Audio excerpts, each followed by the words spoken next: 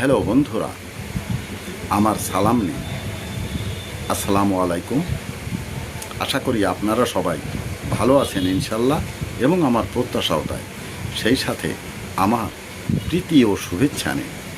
আজ এ পর্যায়ে যে বিষয়ে কথা বলবো তা হচ্ছে কারো সাথে কোনো বিরোধিতা না রেখে আপোষ এবং সমঝোতার পথেই চলা শ্রেয়।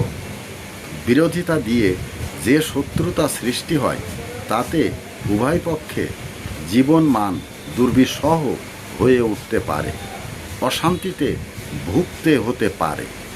মনে রাখবেন, আপোষ এবং সমঝোতাই জীবনকে সুন্দর করে। এ পর্যায়ে এখানেই রাখছি।